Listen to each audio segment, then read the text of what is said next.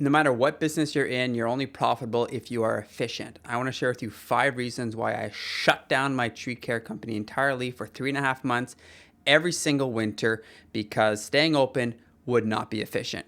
Now, you have to do me a favor, guys. You have to watch this entire video because just taking one out of these 5 points, I don't think it's a valid reason to shut down. But if you look at this all together, the big picture, I think it makes a ton of sense for us in our geographical location, in our situation, exactly where we are in our city with our clientele. Thanks for watching, guys. My name is Phil from Vision Landscapes. I've been in the green industry for 15 years. I absolutely love it. I love talking business. I love talking to other business owners and young entrepreneurs. So here we go. You're not gonna wanna miss 5 negative things that happen because of this, but also 5 positive things I like to do instead with my winters. All right, I mentioned lack of efficiency. Now, we're only in business to be profitable.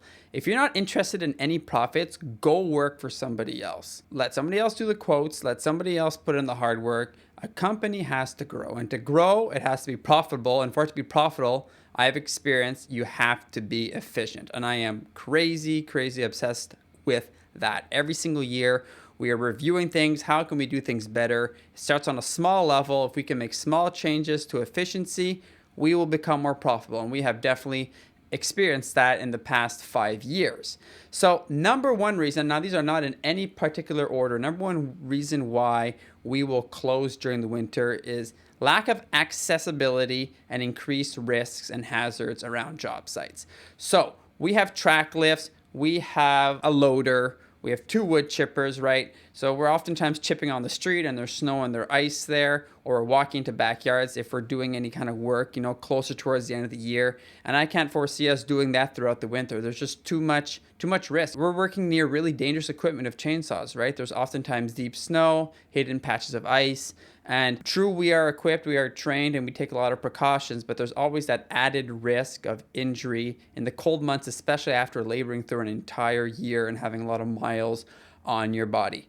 We're also talking about snow and ice in the trees and different elements that can make work a little bit trickier. Accessibility is a huge one as well, because we can't get our equipment oftentimes into the yards where we want to, deployed how we want to be able to get work done efficiently. So there's no point going to work if you can't get your equipment in where you need to go, if you can't climb out far enough on trees because they're icy, for example, or if you're just miserable because it's cold, right? You fumbling your carabiners and stuff like that. So you put all those elements together, and it is a lot more miserable to work in the winter, especially in our environment over here. Now in Montreal, Quebec, Canada, it's not like the GTA in Toronto. It is colder than there. And I'm sure there's other places in the world where people work and it's colder than where it is here. Hats off to you guys. Like I said, this is just reason number 1 out of 5 why I think for us it's a good decision to shut down based on our situation. Reason number 2 is lack of our kind of work in our area. Now, we are predominantly a tree care and preservation company. So we're focused on PHC, cabling, tree fertilizing, pruning. We do a lot of our oak prunings, right? Oak wilt is something that's sweeping around, and we're taking care of that in dormancy, in early December before we shut down. We'll focus to do that then and not during the summer months, right? But as far as pruning is concerned, we seasonally take care of all our stuff whenever it has to happen. We do removals, but not a whole bunch. We're not chasing removals. If our clients ask us for it and if it makes sense, we are going to do it. A lot of clients around where we are in a dense residential area, they are not really thinking about pruning in the winter months. If they've booked stuff ahead of time, they might have it happen during the winter, but our phones are dead during the winter. We might get a couple calls here and there on, hey, how much do you charge for removal? I want to get it done in the spring. But where we stand right now, in the heart of winter, the phones are absolutely silent, which leads me to point number 3, which is price choppers. Now, unfortunately, and I think this is every single place in the world, we have a group of people that are scared of missing out on work and will pre-book work in the winter at a reduced rate. And oftentimes it's you'll book the job in the summer, you'll sell the job in the summer, and you'll be like, all right, I'll show up in December or January if you're willing to do it for a bit cheaper. We see this all the time, and it just doesn't make sense. Why would you expose yourself to all these extra risks for less money in more miserable weather? True, it is more revenue, but it is more risk. That would be reason number 3, price choppers. For us, we're not interested to go out and work for less than what we believe we are worth. Now, last fall, I'll admit, we did not lower our pricing a little bit after that we kind of broke even. So in business, you have like your budget throughout the year. We hit our budget, we became profitable, and every bit of work that we're doing towards the end of the year was gravy. And, we kept our pricing. We had a very easy fall. I would have liked to have been busier, but we didn't bring down our pricing a little bit to be a little bit more accommodating to clients. And that was one negative. It's something that we're going to rectify in the future. Price choppers is number 3 for that reason. We feel like we have to earn our value, and we don't really want to go out and work for less. All right, reason number 4 is wear and tear on equipment. Of course, trucks are made to work in the winter. Of course, chippers work in the cold all the time. They layer a ton of salt around the cities where we live, and equipment is just exposed to these elements a lot more. Our Italian Easy Lift, I'll tell you one thing about it, it does not like the cold. The sensors act up. It doesn't have a lot of fun in the cold and the ice. All our equipment, if we can avoid it from getting exposed to the elements and especially to salt, I have to go pick up the lift. It's at the dealership and it just got repaired and got its annual maintenance and inspection done. I'm not going to go on a sloppy day. I'm going to pick a nice dry day to get out there, make sure there's no slush so I don't cake all the underneath of the machine and all the sensors and everything with disgusting slush and salt. So that's just one reason, right? Having to get that lift on and off of trailers is just another slippery slope situation, if you know what I mean, right? Obviously, equipment will be able to perform in the winter, but if we can avoid it, I think we'll have a longer lasting fleet, which will stay cleaner for a longer time without corrosion, right? So it's not like a super important reason, but obviously there'll be a lot less breakdowns long term if we can keep our equipment out of the extreme elements. And you hear about this all the time, chippers and things breaking during the winter, and it just looks absolutely miserable.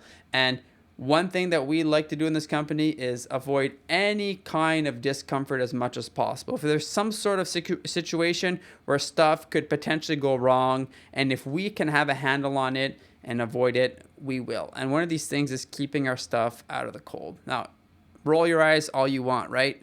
But it gets pretty cold out here, pretty miserable. And, all our stuff is in very good condition. We clean our stuff very regularly.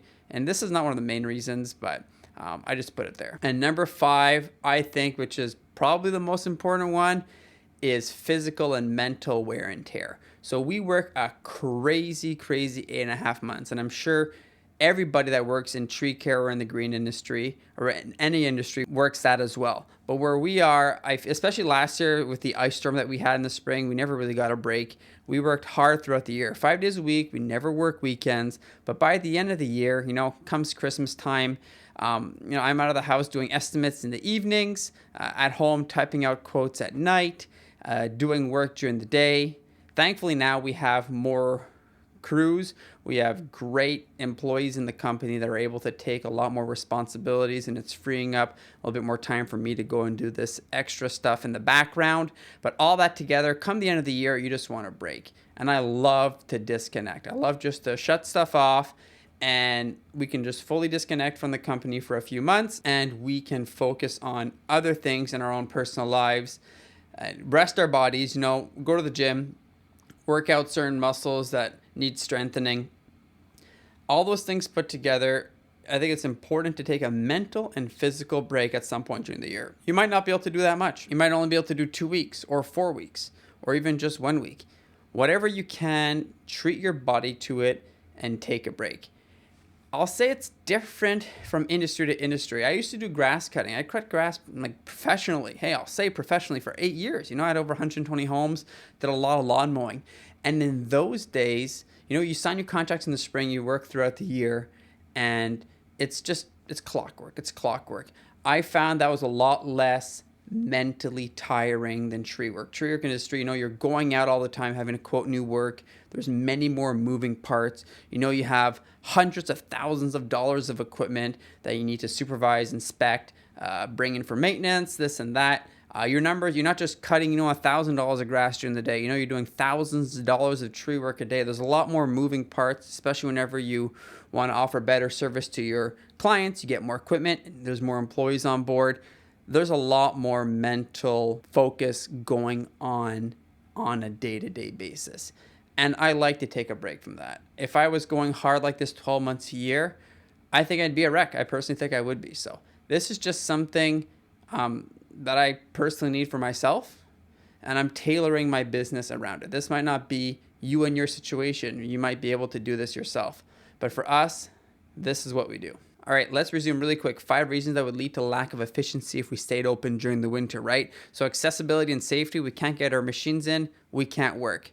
Number 2, lack of work. Phones don't ring in the winter, right? We are a predominant tree care company. No one sadly here is thinking about tree care during the winter. They want a tree cut down. Yeah, that might happen. We're booking stuff for the spring already for that. But tree care, pruning, what we love to do, no one's calling during the winter. Number 3, price choppers, right? Even if we would have wanted to work, a lot of stuff is already getting swept up and underbid, and the numbers just don't even make sense to even get out of bed.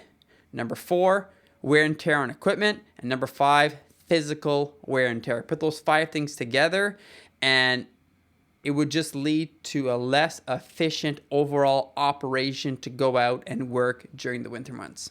So let's talk about 5 negative things, unfortunately, that are the byproduct from me shutting down the tree care business for 3.5 months. Number 1 would be employee retention. So we're able to get people here to work, April through mid-December, but we don't have work in the winter. We have something here in Canada called EI, unemployment insurance, and you're able to earn, a certain percentage of your salary during a seasonal layoff whenever there's a lack of work. So people are able to receive some sort of salary during the winter months, but sadly, we don't have any employment to be able to keep people on. So people that come to work for us, they're going to be all gung-ho, and we'll let them know ahead of time, this is a seasonal job. And, they'll come for a year, and after they'll leave. And we've had these people with us on and off throughout the seasons. I think we'd be able to better retain people if we're able to offer some sort of work in the winter. I'll tell you right now, it's not going to be tree work. We already went through all those reasons. There is none of that available. But it could be, woodworking. I have another company called Vision Equipment, right, where we import and sell equipment.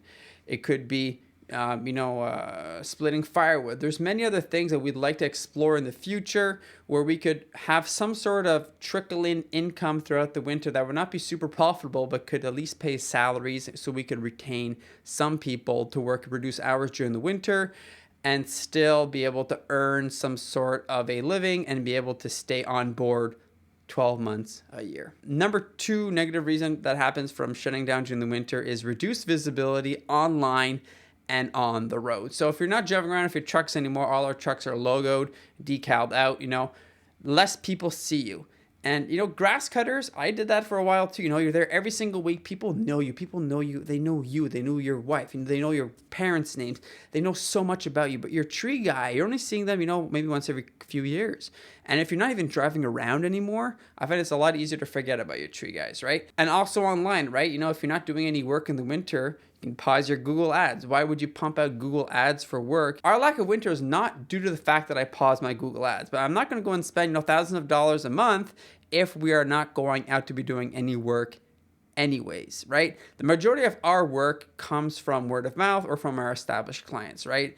And we just either slow down our Google ads during the winter. Some of them I'll entirely shut down, right?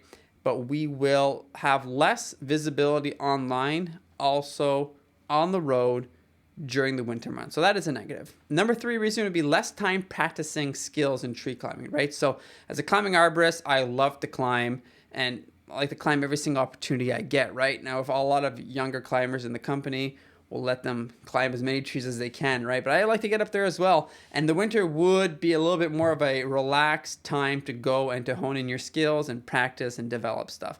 So it is a little bit of a negative. I haven't climbed a tree in a few months, and the winter would have given a bit more time every single year to better ourselves as climbing arborists. But at the same time, in super cold, negative weather, not the most pleasant thing to do on a regular basis, but I'm not against an occasional rec climb on a really warm day. The number 4 reason would be less overall revenue. So even if we'd have to drive out for the work, work less efficiently, we would still be able to make a bigger amount of overall sales every single year, which is good for the morale, which is also, pays things off. It can allow you to buy some more stuff. But in my mind, if it is being done in a less efficient, less safe manner with a lot more wear and tear on the equipment, I don't think that's a great idea. But still, it is leaving some money on the table. And a fifth negative, I find that there's less crew interactions during the winter. Now, the main guys of the company, we talk all the time, but we're not face to face. We're not spending as much time with each other each and every single day and building these bonds, building these friendships during the winter months. So it does feel honestly a little distant in the winter whenever I don't see James, Joe, Cameron, and the boys during those winter months.